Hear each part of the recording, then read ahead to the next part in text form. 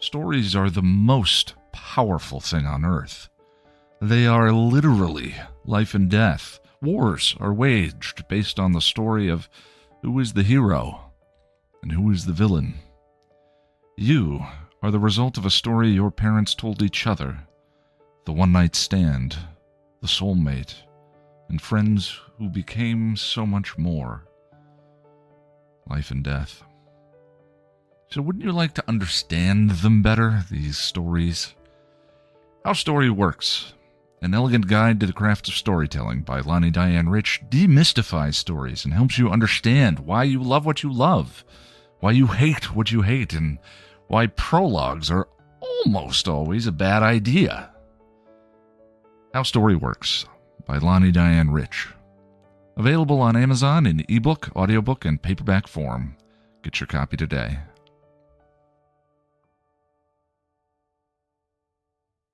Welcome to Still Pretty, a Buffy the Vampire Slayer podcast from Chipperish Media. I'm story expert and the real power in the Captain and Tennille, Lani Diane Rich. And I'm film scholar and creature feature Noelle LaCroix, and we're here today to talk about Ted, the 11th episode of Season 2. Ted aired on December 8th, 1997, and was written by David Greenwalt and Joss Whedon, and directed by Bruce Seth Green. This is the last episode of Buffy to air in 1997. A warning before we begin, every episode of Still Pretty talks about each episode within the greater context of all of Buffy, and as such, is fully spoiled. All right, someone sound an air horn because we're going on patrol.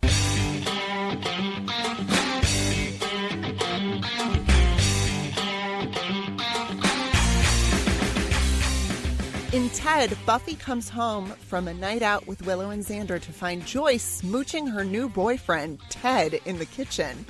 He talks tech with Willow and feeds Xander amazing mini pizzas, winning them both over immediately. Buffy isn't as easily charmed and takes her irritation out on the vampires. People are perfectly happy getting along, and then vampires come and they run around and they kill people and they take over your whole house. They start making these stupid little mini pizzas, and everyone's like, I like a mini pizza, but I'm telling Buffy, you, I believe the subtext here is rapidly becoming text. Ted invites Buffy and her friends out for a day of mini-golf, and while he seems perfect to everyone else, Buffy is not impressed. When Buffy takes a bad shot and Ted catches her cheating, she sees another side to him that isn't so great. Right, it's just a game, do your own thing. Well, I'm not wired that way. And I'm here to tell you, it is not a game. It does count, and I don't stand for that kind of malarkey in my house. I guess it's a good thing I'm not in your house. Do you want me to slap that smart-ass mouth of yours? Buffy tells Joyce about Ted's behavior at the mini golf course, and she dismisses Buffy's complaint while eating Ted's amazing sticky buns. Buffy asks Willow for help looking into Ted and visits his workplace to snoop, where she hears that Ted's getting married in 2 months.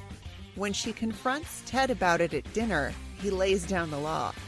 Buffy sneaks out to go patrolling, but when she crawls back in through her bedroom window, she finds Ted sitting there in the dark, waiting for her. You've been going through my things? Yes, I have. That's my personal property. How dare you? I don't see how it's any different from you snooping around my office, do you? What exactly is a vampire slayer? Ted takes a hard line with Buffy and then hits her. She hits him back, and they trade punches for a bit before she kicks him down the stairs. Joyce runs down after Ted and makes a shocking discovery. You killed him. Buffy confesses to the cops that she hit him and he fell down the stairs, but it was self-defense. She and Joyce share a silent ride home, and the next day at school, people stare and whisper. Xander asks what kind of monster Ted was, and Buffy says he was just a human. He was a person. And I killed him. The Scoobies gather in the library to research Ted and find something in his past that will clear Buffy. Xander, who was angry and upset about Ted, starts eating the cookies Ted made, and suddenly he's happy and positive. Willow grabs the cookie from him and has it tested, discovering that it was drugged. What do we know? Well, apparently the secret ingredient is not love. Cordelia finds Ted's home address, and the Scoobies rush off to investigate. While Buffy's dealing with her personal trauma, Giles takes over patrolling. Jenny follows him to the park to apologize for being mean to him earlier, but a vampire interrupts. During the fight, Jenny accidentally shoots Giles in the side with a crossbow, and they reunite. After trying to talk to Joyce and getting nowhere, Buffy tries to sneak out the window only to find it nailed shut. But that's not the biggest surprise of the night. Well, it's official. This day can't get any worse. Beg to differ. Ted attacks Buffy and they fight. His robotic nature becomes clear as he starts to glitch out.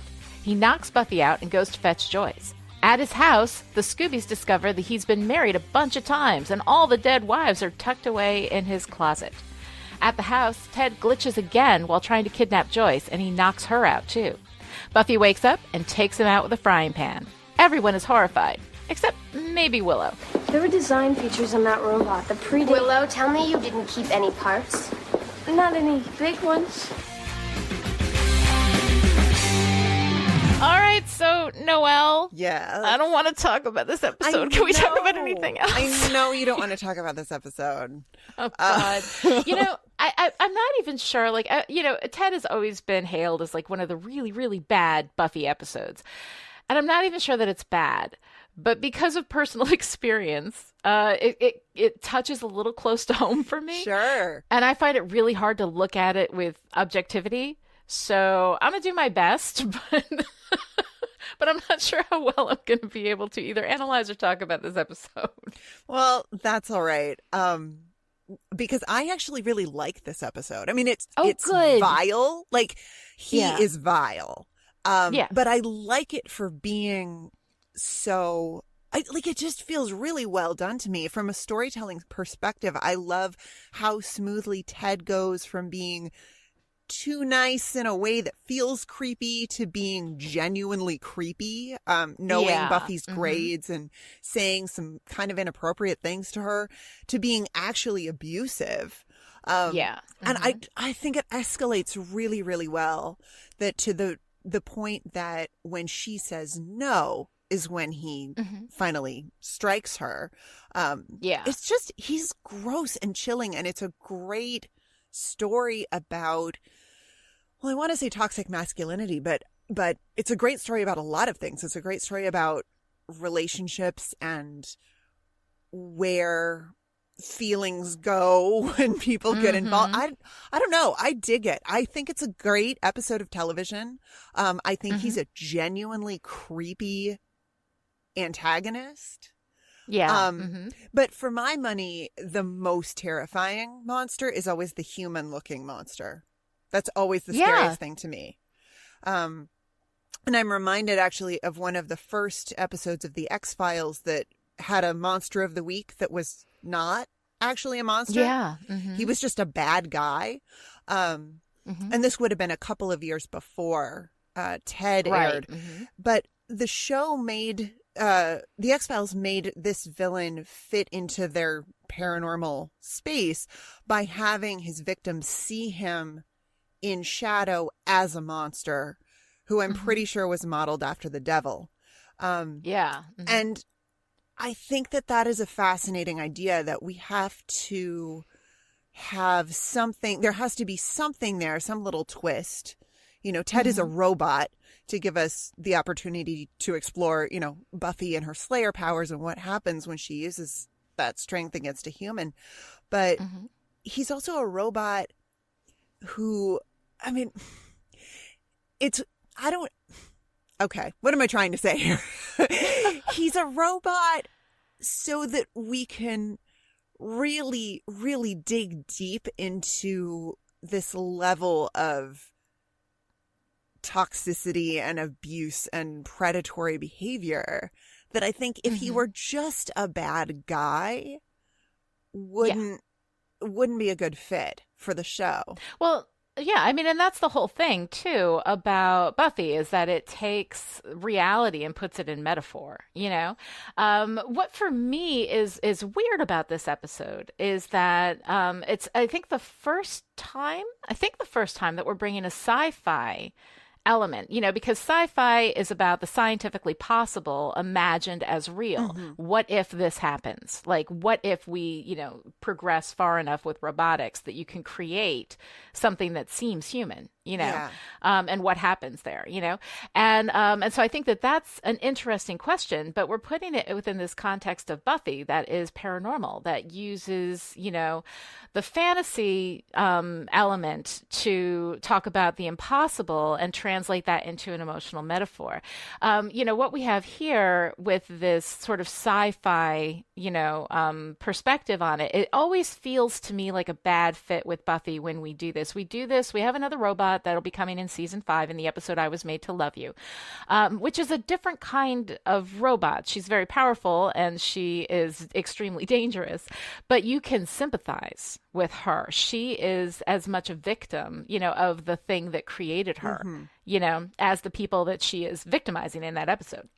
And here we have Ted, who is not vulnerable, not sympathetic at all, who is giving us through this sci-fi mechanism a fantasy metaphor. It's speaking about like the kind of abusive relationships where somebody comes in and they charm everybody and they seem perfect, but in reality, underneath, it's a monster.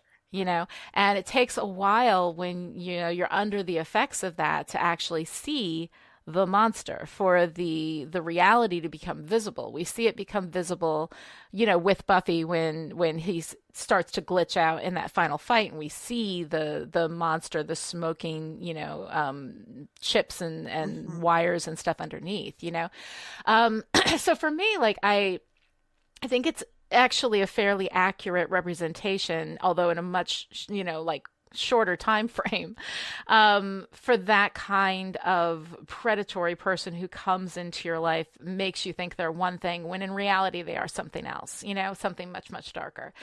So I think that it actually works pretty well in relaying that. But sci-fi used in metaphor, I don't know if that's my problem, or if it's that we've got these sci-fi elements that are within a fantasy story. That sci-fi and fantasy, do they not work well together? Do they not mix well together? Are they difficult? Do they kind of work against each other in the ways those stories usually function? I'm not sure exactly what it is, but it does feel out of place to me in the story. That said, I think narratively, yeah, Ted has some strengths, and I'm so glad that you love it, because usually what happens is everybody hates Ted and everybody hates on Ted, and so like my feelings about it are, so like, I really don't enjoy watching this episode, because of my personal experience with Ted, like a real Ted, but I think that the story itself is pretty good, and the only real problem that I have with it is that weird robot space within the Buffy universe, which is all, about magic and the paranormal and things that don't have a scientific basis. And because I don't engage, I think, with science fiction as much as I do with other genres, I've thought about it less. So I haven't really had the opportunity to dive into it and kind of take it apart and see how it works, why it works. I know that fantasy works on this metaphorical space. It takes magic and uses that to tell, to bring reality into, a paranormal and a kind of exaggerated space. And sci-fi, I've always kind of felt, is the, like the what if, the like, if this happens, how does that work? And less of a metaphor for those emotional experiences. So I'm not really sure how I feel about that. It feels somewhat at odds with Buffy to me. Did it feel that way to you? Maybe just a bit. I really liked what the show was doing, though, in terms of building the tension around Ted and Buffy's point of view versus everyone else's, glowing love and appreciation for him, and he's just the best. I think for me, the reason that this works, even though it's, I guess, technically a sci-fi story, is that I feel like what we're doing is we're sort of referencing the fantasy space, in that the sci-fi components are really tools to get us into the mental emotional space. Yeah. We're using the technology as, our access point. So and in this case, I mean, it might as well be magic, right? I mean, it's right. technology. Well, sufficiently advanced technology, presents as magic. It's Arthur C. Clarke. But it is something that is technological in nature, that is scientific in nature. Yeah. Right? Yeah. And that feels out of place in Buffy for me, but I am not sure. Like, my reaction to this episode is so wound up in like my personal feelings about that experience, that particular experience, that I'm not sure if I'm responding to that negatively because it doesn't belong there, or if I'm responding to it negatively because we're not used to that mix of sci-fi and fantasy. So I would really love to hear from listeners about their thoughts on how all of that works together, because I haven't spent a lot of time thinking that deeply about sci-fi as a genre. It's not one of my go-tos because I tend to really like the emotional stories better. Now, I'm not saying that you can't have emotional stories in sci-fi. You absolutely can. People do it all the time, but it's just not something that is my go-to genre. And because I haven't had as much experience with it or thought about it that deeply, I don't feel like really prepared to make a clear statement on what I think about it. Just that I have these questions. Yeah. Yeah, I mean, the last time we got anything kind of sci-fi adjacent was Some Assembly Required. Right. And that, again, was a story about relationships and connection and cheating death, really, and what happens when, what happens when we resist what is going on in our lives and in our relationships. And, what is it like? It's so clunky when Xander swoops in at the end and explains to us what happened, how Ted the robot came to be, all of these things. Yes. And I have a sort of a nerdy film confession, which is I absolutely love it because I think it's a reference to Psycho. It very much reminds me of the end of Psycho, where we've had all of this scary shit go down, and then we swoop in, and a psychologist comes in at the end, and it's like, well, Norman Bates is this way because of these reasons, and it's just like neatly wrapped up at the end for us. But prior to that, we get this experience as viewers of, oh my God, this is so wild. This is crazy. What's going on? I don't understand, and it's that emotional roller coaster of feeling very on edge with respect to the story and where it's going. So at the end of Ted, Xander tells us exactly what happened, that Ted, this guy's wife left him, and I guess he was dying, and he built a robot to replace him, to bring her back. And like, it really is sci-fi as a vehicle for human emotions and human experiences of grief and loss and wanting to be connected. But of course, this particular robot is wired in this really gnarly, gross, masculine way. I mean, real Ted makes a robot, Ted, whose entire objective is to maintain the status quo, literally kidnapping women because husband and wife is forever. Right. Creepy. Yeah, and his whole the idea of this robot having this very strong moral sense of right is right. Like, these are the things that are right, these are the things that are wrong, and he plays that hard line. And I found it kind of interesting that here we are using this robot who is making moral and ethical judgments about what the right thing is and what the wrong thing is. Right is right while he's doing all the wrong things, while he's drugging people, while he's working Joyce, while he's being abusive to Buffy, and it all comes from, his, like, it feels like a very kind of cold power calculation. He doesn't think Buffy has any power. So when he's alone with her, like, that's when he shows his true self. Yes. But Joyce has the power to, say no to him or to try to resist him. So he's still charming Joyce. And, the other kids, he's getting them on his side so that he can, be abusive at home, right?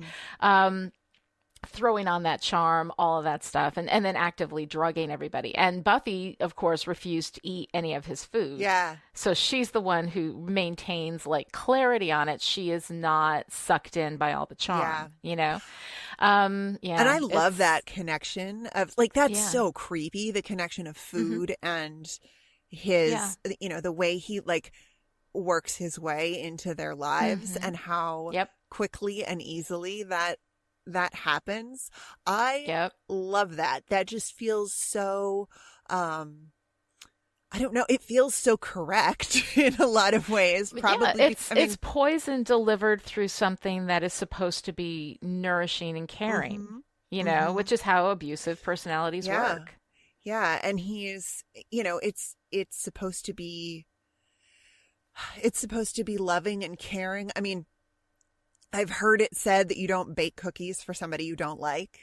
So yeah, that feels particularly, it feels especially icky, the idea of using food against people in that way, especially because presumably he doesn't need to eat. That. Yeah, but we see him eating quite a bit. So that's kind of weird. He created a robot that can digest. Like those baby alive babies. Did you have one of those that you fed and then the gross food would work its way through the baby and eventually she'd poop? I never had one of those babies, but I always wanted one. I had a pooping baby. I did. It was really very exciting. Oh, everyday sexism. So fun. Marketed. Right. Yeah. Mm-hmm. But I love, speaking of food and the way that it plays through this episode, I love that the first thing he's doing in the kitchen is he's working with that cast iron skillet. And then, of course, it's the cast iron skillet that Buffy uses to whack him in the face that finally takes him out. Yeah. And she says, "This is my house," which I just love. But then in the little coda with Joyce and Buffy on the porch, they're eating snap peas, which of course are not a human made thing. They're naturally occurring. You can pull a snap pea off a vine and eat it. And I love the idea that they're feeding themselves after all of this toxicity, that they're eating something that was not created by a man or a monster robot, as the case may be. And that is part of how they're going to recover from this experience together. Although they can't really recover in the same way because I guess Joyce never knows that Ted was a robot. Yeah. Because we have this kind of thing at the end where, Buffy's he's on the scrap heap of life, And so I thought about that. I was like, it seems weird that Joyce doesn't know that, that she's just kind of who cleared out the body? Joyce was knocked out. I'm guessing that Buffy just dragged his body out and sent him and told Joyce that she just sent him on his way, and then they called the police, and obviously they found the dead bodies of the other wives because they were talking about that. The whole thing is a little bit, it feels a little bit strange, but I guess Joyce is, she is this circle of mundanity, right? She is the space where all the weirdness does not touch.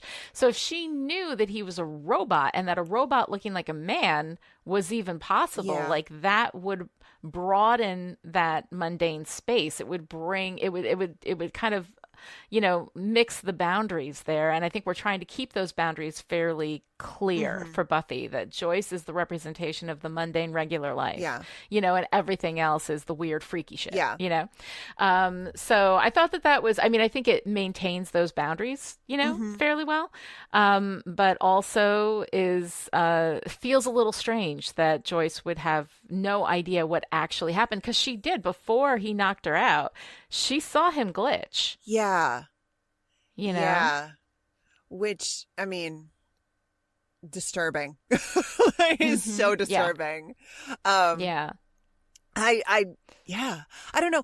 Joyce, though, in this episode, really, I have a lot of problems with Joyce in this episode. I have a lot of problems with Joyce too, but I feel like I judge Joyce really harshly in this episode.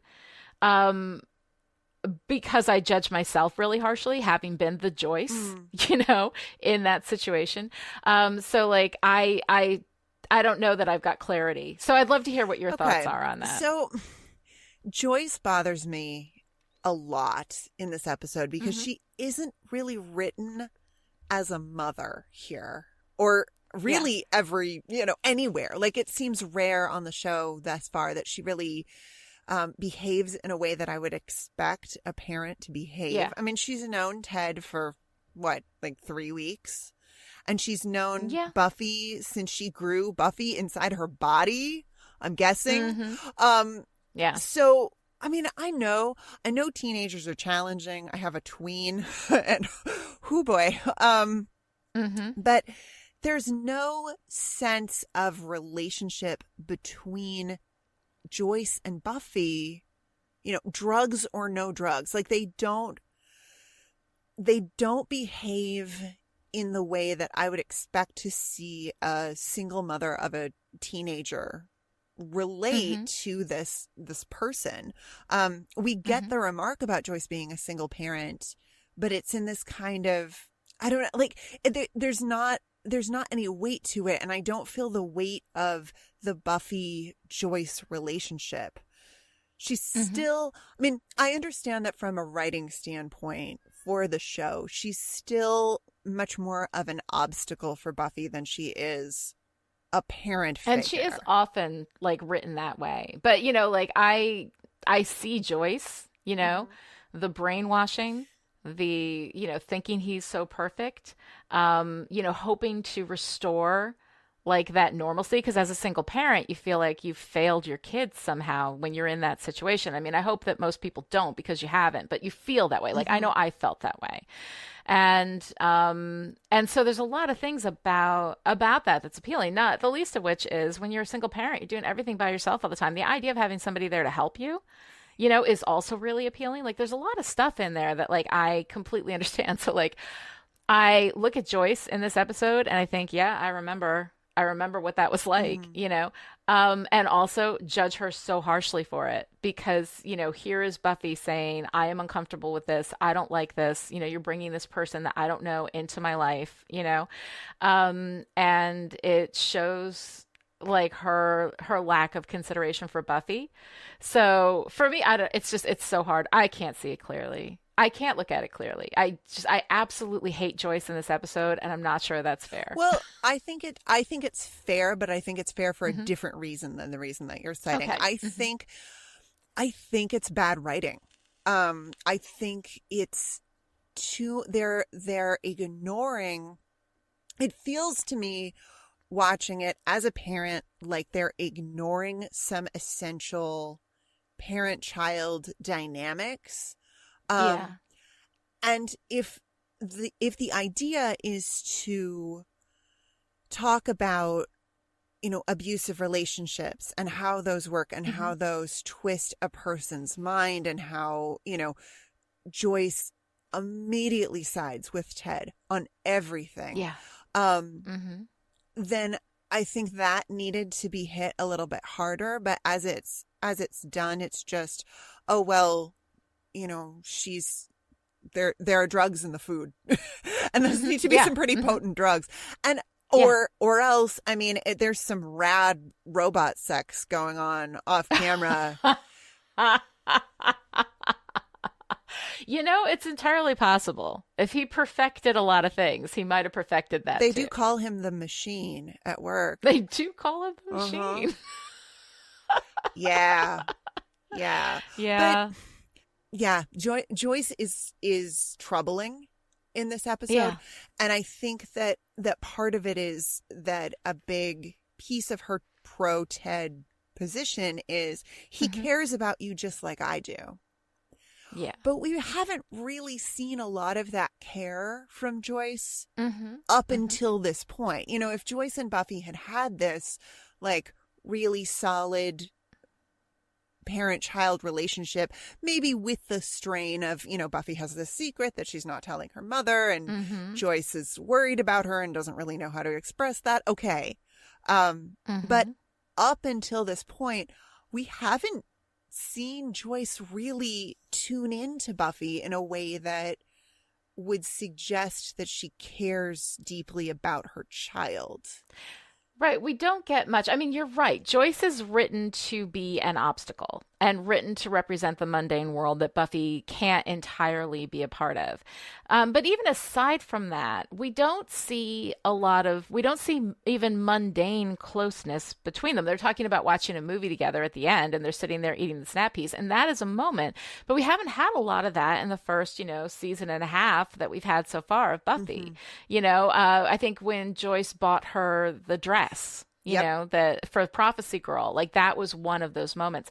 But we don't see them really connecting, as people. We don't see them being close. Not the way that we see Buffy being close with Giles. Yeah. We don't see anywhere near as much of that kind of caring, loving parental relationship with Joyce that we even get with Giles. Giles is much more of a connection with an emotional connection for Buffy than Joyce ever is. So when we have, Joyce written mainly as a narrative obstacle rather than a character and a relationship, then it's hard to kind of see all of that while we're in this moment with her. Yeah. It's hard to see, like, you don't see any sense. And granted, she's drugged, and when you're in a relationship like that, it is like a drug. It is like, it sounds stupid, but it's like mind control. I mean, it's creepy, and when you're in it, the world doesn't look the same, but Joyce isn't behaving that much different to Buffy than she usually does. No, she's not. Right? And I think that is, you just hit the nail on the head for me. She's not that different. The way in which she's different is that she's firmly on Ted's side, so much that she allows Ted to say some really inappropriate things to and about Buffy when they're at miniature golf, and he makes the remark about, oh, the boys must be lined up around the block to get a date with you. I'm like, excuse me, like on no planet is that okay? Even if if this was your stepchild, you would not be saying that. That is you shouldn't be. No, you should. But some people would. Some people would, and and that's the thing that I hate about this episode is that Ted, separate from, ignoring the fact that he's a robot, because we don't know for certain that he's a robot for most of the episode, although it's beautifully foreshadowed. Well done there. Yes. But people people really are this gross, and people really do say things like that to kids who are ostensibly under their care. And it's just, yeah, he's disturbing, and I love it because it's so well done, and it pushes all my buttons in that really icky way. But the fact that he says that to Buffy and everyone there, especially Joyce, acts like this is a totally normal, fine thing for him to say. I'm like, that's where I'm like, nope, I'm out. Right. But they're all under the influence. Yeah. He has drugged them, and I love the way that we get that later with Xander, right? Xander. First of all, I love the way that Xander is he loves Ted. Ted's wonderful. But the second it comes down to this guy hurt Buffy, even though Buffy killed him in that moment, Xander was like, nope, this guy's a creep. We're going to find out what's going on. And then he eats the cookie, and he's just and Willow, of course, being wonderful, instantly grabs the cookie and is like, aha, that's the thing, Willow in this is fantastic. Of course, Willow is pretty much universally fantastic all the way through the show. But I love how smart she is. I love that she's able to test the thing and figure out what's in the cookie. I love even at the end with her thing where like I just kept some of the parts. Yeah. What is it? I love it. Just some little ones. Yes, just a couple of little ones. It's fine. I just want to advance just the science, learn. which I absolutely Her love. defense is, I just want to learn. It's so. I know. I know. It's so sweet. It's so sweet. And I love, of course, like Lonnie's technology moment. All right. So, so we have Willow in the beginning where she's like, I like my new 9 gig hard drive. And I was like, wow, 9 gigs. That's adorable. But at the time, though, that was serious. Yeah. I mean, at the time, about this time, maybe like a year or two earlier, I bought my first laptop that had a 25 megabyte hard drive. And I was like, how am I ever going to fill this up? So 9 gigs at that time was like huge, And she's so excited about the disc. And he gives her the little discs wrapped up in a rubber band. Oh, my God. So cute. Oh my God. I remember her that. little squeal of delight at the offer of free upgrades. Hey, look, I identify with that. But that noise that comes out of Allison Hannigan, like I forget that she's acting. Mm-hmm. It's such a great little moment of delight that I almost want you to play a clip of it because it's so good. You can. I get the demos for free. I don't see why I shouldn't give them to you for the same price. Any friend of Buffy's. What?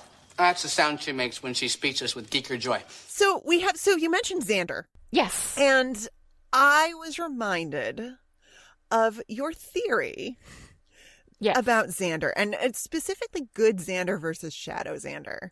Or light Xander versus shadow Xander, that the best Xander we get happens in episodes where we have super toxic masculinity. And that we get the worst Xander in episodes written by Joss Whedon. Yes, and here we have both. So we can test this theory. I actually quite like Xander in this episode, but also Joss Whedon wrote it with David Greenwald. Yeah, true. So somebody was there kind of like working with that material. So there may have been a Greenwald effect, on this one.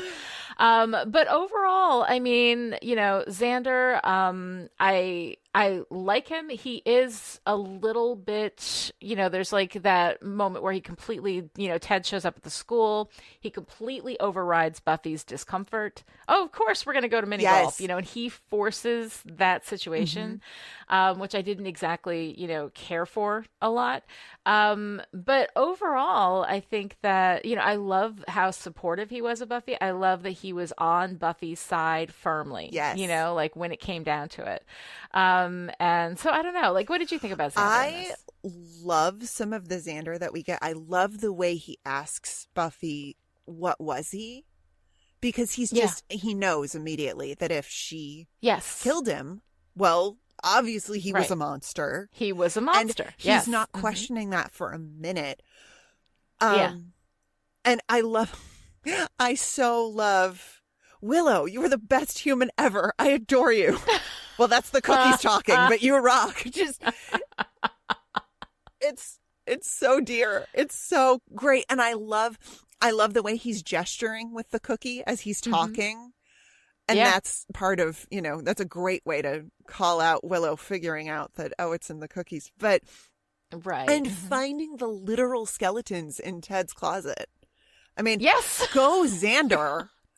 And then, well, I love that moment too. Like he goes into the closet, he opens the door, he closes the door, he gets them out of there, and they're like, "Well, what was in the closet?" Like the first 4 wives. He's like, "All right, we've got it. We've got our evidence. We don't need to spend any more time here." And he gets them out of there rather than calling them over to have them look at whatever horribleness is over there. He just he takes care of Willow and Cordelia, and also Xander and Cordelia. Kind of adorable. Oh my God. Oh my dear God. I love the Xander and Cordelia that we get in this episode. I know. You want to go make out in the closet? Sure. Yeah. And she is about to roll her eyes at him and she's like, okay. Okay. so good. No, I love that. So good. And I love that moment in the library where Cordelia is like, I thought you liked him. And Xander says, I sometimes like things that aren't good for me. So we have some really good self-aware Xander too. We do. I like it. It's very, very cute. But we also have some not so great Xander. And we start with him making a couple of rude jokes that both Buffy and Willow acknowledge by scolding him with his name, like he's a dog, Xander. He's very cute in the way his pro-Ted feelings come out, but I'm really not a fan of him teasing Buffy about having parental issues. And then, I mean, you mentioned it when Ted shows up. In that moment that I so love as a variation on the "he's right behind me, isn't he?" gag. Right. Xander shifts gears so fast and we get entitled better than the girls Xander. Because Ted asks Buffy if she likes miniature golf. Xander doesn't wait for her to answer before saying, who doesn't? Right. Because what he likes, of course, is the greatest and best thing. Buffy doesn't want to go. She looks to Willow and Xander to remind them that we have that thing. We have to do that thing that, I mean, guys, get a better excuse, really. Like, you're going to have to make they need to work you need up to there. work on your excuses. Then Willow's ready to side with Buffy about that, but Xander just makes the decision for all of them and tells Ted, we're on. And even the way he says we're on is kind of manly man posturing. And then, of course, we get to the golf course and he's all, many have come, few have conquered. His whole, it's like, oh, Xander, come on. I mean, really? Really now? Yeah. And his just complete lack of concern for Buffy and how she was feeling and not listening to her, I think is a little bit of that, like, bad Xander. I mean, it's... I guess, it comes from an entitled place. I think that he is just very concerned with where his next mini pizza is coming from, And I think that for me, like, that's cuter than the typical, like, entitled to women and their bodies and that kind of thing that, we get from Xander quite a bit. So, I mean, I like, we do get a mix, we do get a mix here. And where Ted is toxic, like as soon as Buffy is really hurt by this guy, like, Xander's on Buffy's side. He is completely there with her, like, and I really, really do like that. And I love, of course, him with Cordelia, which is really fun. God. But speaking of fun couples. Yay! Giles and Jenny! I love it so much. I ship it so hard. So I like this moment with Giles and Jenny, when he goes in to check on her and he's so sweet, man. He's so concerned. He's so heartbroken. He's obviously feeling terrible. And she's kind of awful to him when she says, you come in here with those sad puppy dog eyes. And I was like, wait a minute, honey. That's Giles you're talking to. Have some goddamn respect, So, I mean, but it is, so like, it's such a heartbreaking moment. And when he says, well, I really didn't mean to make, dog eyes at you, like, he's so devastated by that. And it's so hard to watch. But then, like, when she goes after him, I love that. I love when she goes to apologize because everybody, you're hurt, you're traumatized, you're feeling bad. It's hard not to, like, lash out sometimes in those moments. And she goes and she apologizes and that's when I'm like, okay, fine. All is forgiven, Jenny. You didn't mean to. I love that. Hard, I love when he goes to the computer lab and there's this sweet little, there's a little bit of music under and then it fades out and we play the whole scene in silence with no music and it's so perfect. I actually don't think she's out of line with him. Yeah? Yeah, because she says, I mean, she acknowledges it in the moment. She says, you make me feel bad that I don't feel better. And that rang very true for me. She's being shitty to him because she feels shitty herself. Yeah. And if he had just, I mean, she tells him in that moment what she needs, that she needs space. And if he had just taken a step back, like literally taken a step back and taken his hands out of his pockets and maybe opened his body posture a little bit more, I'm just like, oh, come on, Giles. Like, come on, Giles, you can do it. Like, you can do it, man. You know, he doesn't, he doesn't acknowledge his part in all of this, that she has said, like, look, I need space, and it is hurtful to me that you're checking on me. Like, I appreciate what you're doing, and it hurts. But I'm rooting for them so hard. Like, it's ridiculous. And I love her following him to the park to apologize. Oh, I know. And I love when she shoots him with a crossbow. And the tweed is better than Kevlar. I know. They're so sweet. And I mean, you know, like, this is how you make a great couple. You make a great couple with people who work great together, you know, and they did. They worked great together to take out those vampires. And then she takes them to the hospital, which is great because nobody ever gets taken to the hospital. It's about damn time, you know, and explaining the, you know, crossbow incident. Yes. Which I'm sure is not the first time that has happened and often it's with couples coming in being like, you know, a little bedroom play went bad. We're just saying. There was a crossbow. It was a crossbow incident. It's fine. Thank God for all that tweed. Thank God for all that tweed. Yeah, I think it's really, really nice. And I also like that that kind of bookend we have where, you know, in the beginning, Buffy walks in on Ted and Joyce kissing. And then at the end, she's like, what do I got to do? Blow an air horn, you know? And it's Giles and Jenny, and it's so sweet. Ending the episode on the two of them kissing, just perfectly framed by the glass. I mean, full circle on relationships. It's so wonderful. We know that everything is, you know, they're back together. All is right in Jenny and Giles land.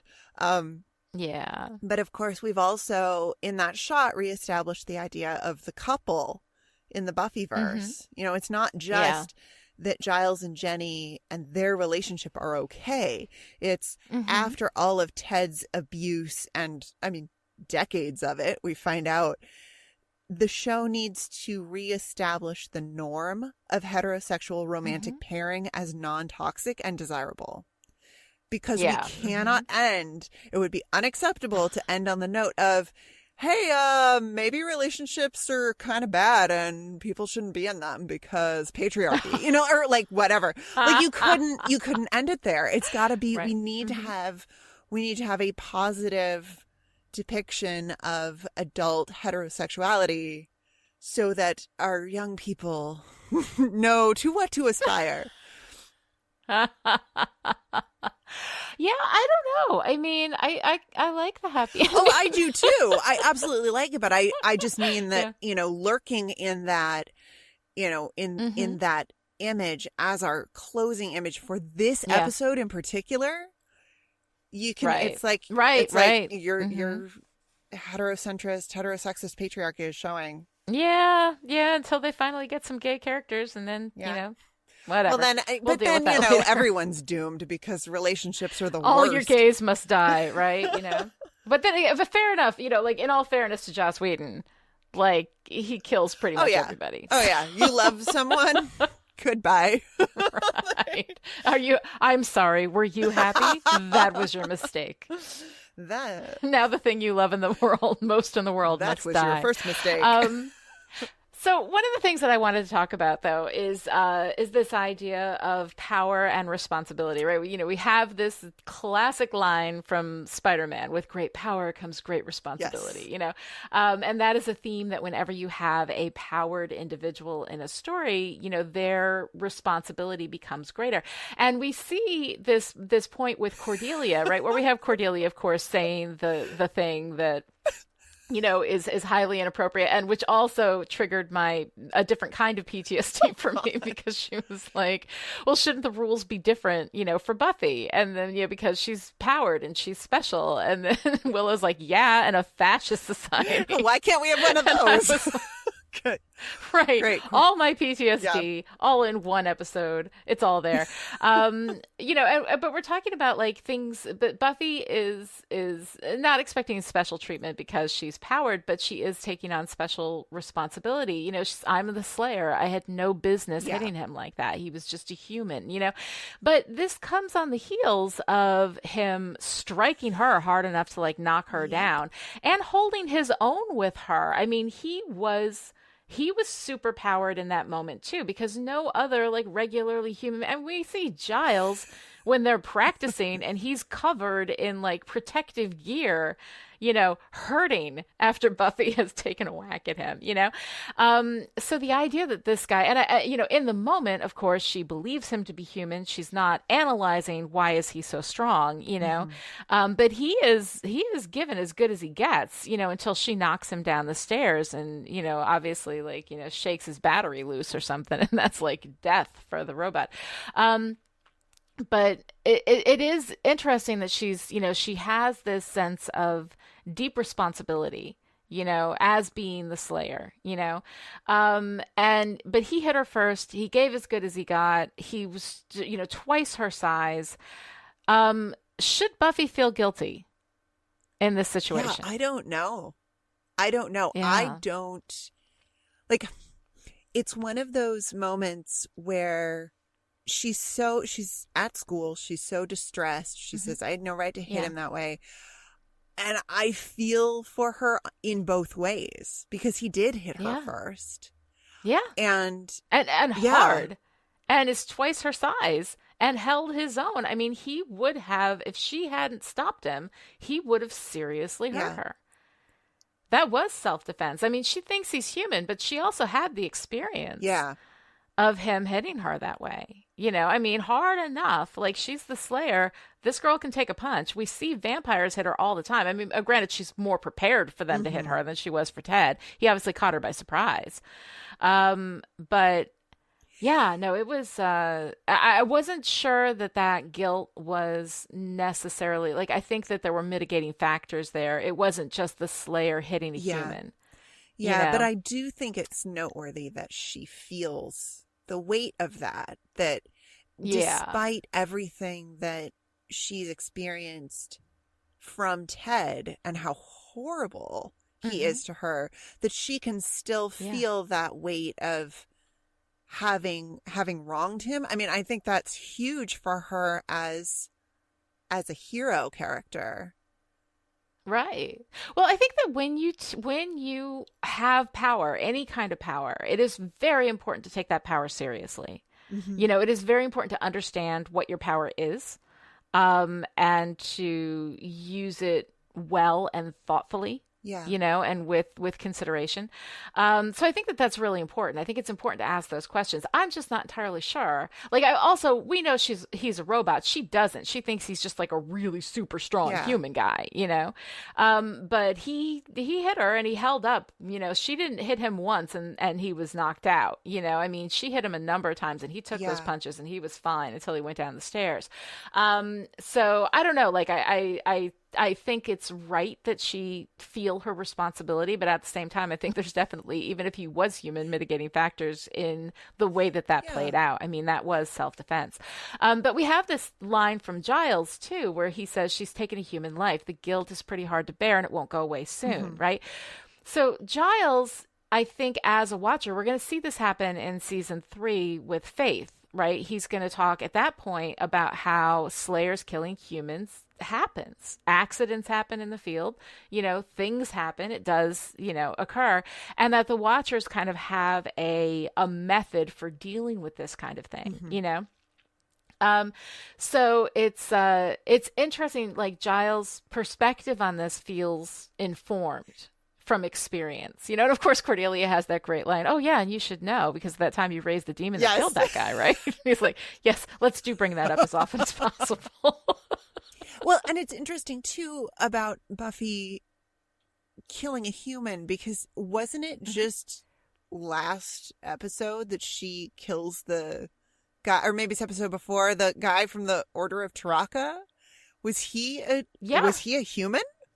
We're not sure. He was an assassin, and some of them are human. I mean, Giles said some of them are supernatural, some of them are human, but they are highly trained assassins, and he was trying to kill her. But how different is that situation from this one? Because that guy was trying to kill her. She killed him first. That's self-defense. It's clear, right? With this, Ted was hitting her really super hard, hard enough to like knock her down, and she is the slayer. And her intent was not to kill him. Her intent was to, stop him, but also like she was also working out her anger on him. Like, and I think that's where she felt that guilt, is that she wasn't just trying to defend herself. She was trying to hurt him because she hated him. Well, and that was a serious violation even before he strikes her. I mean, the way he speaks to her, and then to be sitting in her room in the dark, like, is that not the going most through her things, gross, violating her privacy? Yeah. But to be sitting there, like, waiting for that's the thing that just gets me. But him in that circumstance, I could see, like, Joyce discovering that Buffy's been sneaking out, seeing blood on the clothing, seeing, like, paying attention to all of these things that have been going on, all the injuries that she sustains on a regular basis, right? Grades dropping, all that kind of stuff. I could see Joyce saying, we need to talk. But I think you go through personal stuff as the absolute last resort. That happens after you've looked at everything, after you've tried to get them to talk to you, after you've done like a million other things, brought them to therapy, whatever. Like, that's a last resort kind of thing. But I could see Joyce doing that and being like, what's going on? Like, I'm really worried about you. You're in danger. Ted is so overstepping. He is not the parent. He is overstepping from the moment he gets in there, and so, like, it is creepy in a million different ways and wrong in every way. It's so creepy. He's so creepy. And again, like, I just love it. Like, I love how well it works. It works for me. Yeah. But, it's interesting that you mentioned, you might go through your child's personal things if you were truly concerned about their safety. At the dinner table, Buffy says, when Ted says, how would you feel about that if your mother and I got married? And Buffy says, I feel like killing myself. And Joyce scolds her. That was the point at which I was like, all right, I'm like done. And again, I know Joyce is under the influence of whatever, drugs and God knows what else Ted has been doing to her. But that is fucking serious. If somebody has any sort of, God, even, entertaining thoughts of suicide or wishing that they were not there or wanting to die, that is possibly the most serious thing your child could say. And for Joyce to be angry and to send Buffy to her room in that moment just feels like such a huge betrayal. And then of course Ted says, we leave that scene with Ted saying, oh, she'll come around. And the next shot, and I'm gonna give just a little trigger warning here for suicide. He says she'll be fine, she'll come around. And the next shot, we see Buffy's feet sort of swaying a few inches above the grass. And of course, then we pan up and she's at the park. She's sitting on a park swing. But it's this, for a split second, we get an image of a hanged body. God. Oh my God, I didn't even put that together, but you're absolutely right. And it's just, it's a really, really chilling indication of her seriousness, but also... And that is a very deliberate kind of imagery. I can't imagine they did that accidentally. No, of course they didn't. Yeah. I'm so furious with Joyce in that moment. It's that is very, very upsetting to me. Yeah, it really is. And all the stuff with Joyce, I can't.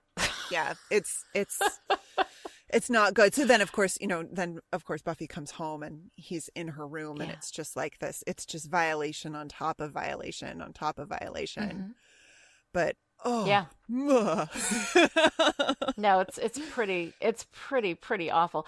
All right. So, Noelle, what are you wearing this week? I really wanted to have more to say about clothing in this episode. Like, I really did.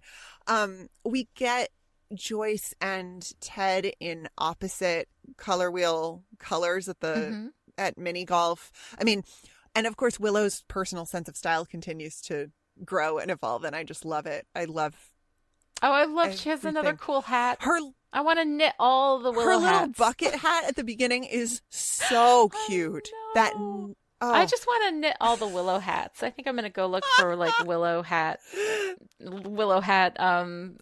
patterns on the internet and see what I can find. Fantastic idea. I love that. But of course, and then when Buffy is depressed, she shows up at school in her baggy overalls, and she's hiding in her clothes. She's wearing her black shirt and her baggy overalls, and she's got her hair in a low ponytail, which is a totally legitimate style choice. I actually really love that look. But I do like the way Buffy's appearance kind of ebbs and flows with her mood and how she's feeling about herself moving through the world. I'm sure there are people who have charted that across seasons. You know, how what Buffy is wearing versus how she's feeling emotionally, or how she is experiencing herself as part of the world or not, disconnected from the world.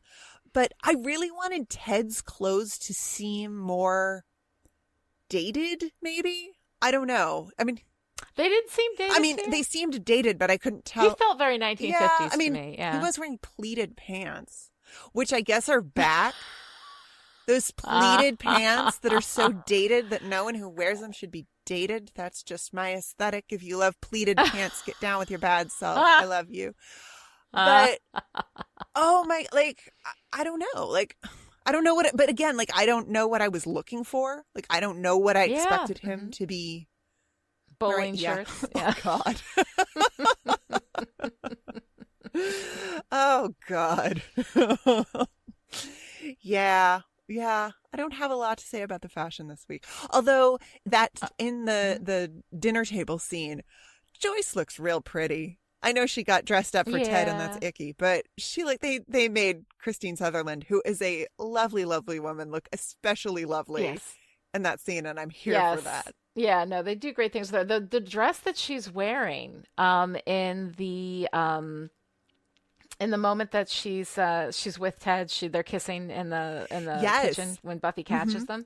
The dress that she's wearing is actually altered a bit and reused in her last scene in season 5 Before the Body, when she's going out on a date and she's like twirling for Dawn and Buffy, so it's a variation. They altered that dress a little bit and then had her in that dress, and so I saw that dress and I was like, oh my God, it just completely brought me back to that, because that's like Joyce being happy and going out on a date with somebody, right before, of course, she dies, because Joyce, you were happy. That was your mistake. Yep. Don't be happy. Okay.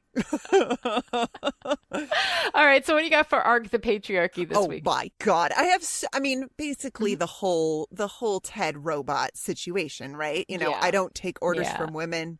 Don't I always tell you what to do?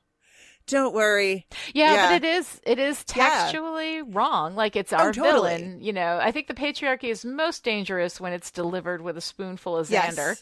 And being all like, oh, isn't he cute? Boys will be boys. So at least it was called out as being bad. Yeah. So that's a couple of points for him. Yeah. I mean, our monster, our monster of the week this week is the patriarchy. Yeah. It's not the penis demon money snake. It's a different kind of... It's a different kind of patriarchy, a related patriarchy. Also in the basement. Patriarchy is in the basement. It is in our subconscious. It's underneath everything we do. Super, super creepy. Along with the moldering bodies of the women. Yes, right, the women who are victims of the patriarchy. The women who vote for the patriarchy. Oh, Jesus. my Okay. God. Anyway. Oh, God. So there are several pop cultural references in this episode, like there are in most episodes of Buffy, but especially Joss Whedon written episodes because he loves to do that thing. This is related to the patriarchy, so bear with me. The Thelma and Louise call out at the end. Thelma and Louise has a reputation for being this feminist icon of a movie. And I don't know, but I feel like this is an interesting reference here. So real quick, for those of you who haven't seen the movie, Thelma and Louise is about two friends who plan a short weekend trip that turns into a run from the law when Louise shoots and kills a man who tries to rape Thelma outside a bar. Now, Louise decides to run to Mexico rather than go to the police. And Thelma, whose husband is the definition of patriarchal bullshit, decides to join her. And they have some adventures and kick some ass along the way. But ultimately, they choose to die at the end rather than surrender to the police. Yeah. And that is pretty fucking grim. I mean, these are the choices that women have. Yes. The only way to empower yourself is to kill yourself because at least you choose how you go. Right. I mean, turn yourself into the law, who will probably side with your rapist, which is Louise's. I mean, that's Louise's. Where's your proof, right? Yeah. What were you wearing? That's exactly what Louise says. I mean, she says, no one's going to believe that. Thelma says, we go to the police, we tell them the truth. And she says, oh, who's going to believe that? Yeah. Because you were dancing together all night. You know, so you can turn yourself into the law, which will side with your rapist, or you can die. Yeah. And this is the movie that Buffy and her mother have been watching. Yes. In the aftermath of the Ted scenario. And I'm just like, wow, that's wow. Right. Okay. I mean, there you go. Well, I think it predates Kill Bill. So yes. So their options were limited, but all right. So what is your girl power moment of the week? Oh my God. I love that Buffy isn't afraid of Ted. I love that she's angry. She's not scared. She knows that her rights have been violated right from the get-go, really. Yeah. And when she stabs him with that nail file with her perfectly manicured hand, it is fantastic. Right. But then I think my be-all end-all of girl power moments is her hitting him with the cast iron skillet, which of course is the same one he used to make those fucking mini pizzas. Right. Although, you know, it did sound good. It really did. I was like, that sounds like a good idea. I have the cast iron skillet. I do too. And I'm like, oh yeah, some herbs and olive oil. Yeah, I can. There you go. All right, so Noelle, what's your favorite part this week? My favorite part is Giles yanking the crossbow bolt out of his back and staking the vampire with it. I mean, hell yes! Rupert Giles, badass. He is a badass. I mean, everything Giles in this episode is my favorite thing. He's wonderful. Like, everything Giles. You know, I love when Jenny shoots him with a crossbow. I think that's hilarious. But like, I love when he went to Jenny and he was trying to, you know, to like check in on her, and he cared so much and he was so hurt. And Anthony Stewart Head is amazing. He does amazing work with Giles. I loved his ability to stay reasonable and calm in the face of what happened to Buffy and completely on her side. You know, I loved when he and Jenny were working together to kill those vampires. Like, everything Rupert Giles is just, it delighted me in this episode. And I forget that it's acting with Anthony Stewart Head. So often I forget that he was given a script that told him what to say and probably where to stand. And I just like, he just is Giles. Yeah, no, he's amazing as Giles. And especially when you think of like the bulk of the dialogue that he gets is this expositional dialogue, which is the worst. I mean, it has to be done. It's a necessary evil.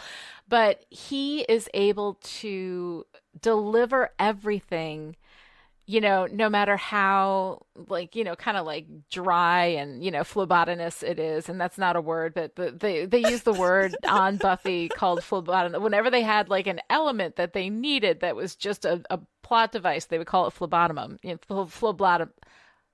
They would call it phlebotomum. And so because of that, I may just leave all that in. I'm struggling with that word because it's not good. But because of that, it's like I have this phlebotomous, kind of like, that's what the exposition is it's phlebotomous. It's full of stuff that doesn't really mean anything, but we have to have it so that we can explain the why and move on, the why or the how or the what or whatever. And so when he's given the phlebotomous dialogue, like all of the stuff that he has to do is so dry, and yet he manages to imbue it with whatever the emotional impact of that entire episode is, and he will pull it in to that expositional dialogue. That is so hard to do, and he makes it look easy, and it's unbelievable. He is so good. I think that, like, honestly, anybody who doubts it should just go through, find some of the Giles phlebotomist stuff, find it in a script on the internet, and just try reading it in any way that even go ahead and try to mimic what Anthony Stewart Head does with it. Like, you can't. It's, he's amazing. He's just wonderful. I love Anthony Stewart Head. I love Giles. He is my heart's delight. And so I was so happy with all the Giles stuff in this episode. And now I know what we're doing at the top of the show every week. Ooh. Giles lines. Giles lines. Oh my God. That would be hilarious. I love it. There is no way. Only we need people Anthony to call into the voicemail and read the Giles stuff. Lines. That'd be so great. That'd be so great.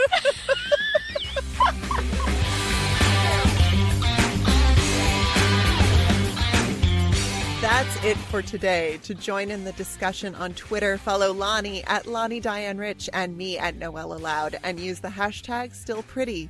You can also visit the Chipperish forums. Go to chipperish.com, click on forum, and join in the fun.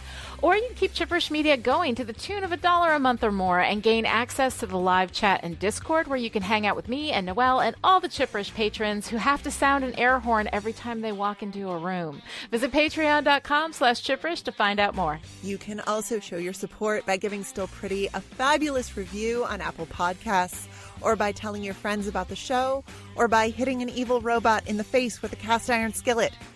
But make sure he's evil first. I'm just kidding. All robots are evil. We will be back next time with Bad Eggs, the 12th episode of Season 2. Until then, we can rent a movie. Just make sure it doesn't have horror in it, or romance, or men.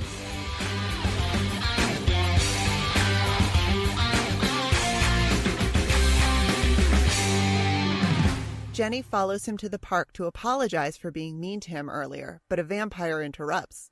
Wait, I don't think it's the park. I think it's the graveyard. It is the park. Yeah, it's the park. Okay, I'm sorry. Yeah. I thought I fucked that up, but I guess not. Nope. You had it as the graveyard, and I edited it.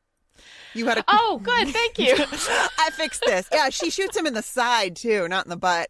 I was kind of hoping it was the butt. Oh, she shot him in the ass. No, it's the side. It's his side, because he reaches around to his side and pulls out the arrow and stakes the vampire with it. It's amazing. But it's close enough to the ass. All right. That's all right. I'm sorry. I'm sorry to burst your bubble. That's all right. Just being all specific and accurate, whatever. if that's your personal style, Noelle, I mean, I will respect that. I prefer to be flashy and inaccurate.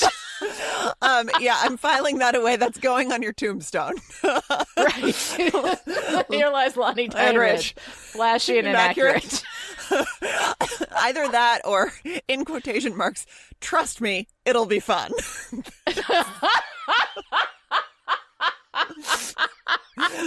Yeah, I think that should be I think that's it. I think we got it. Trust me, it'll be fun.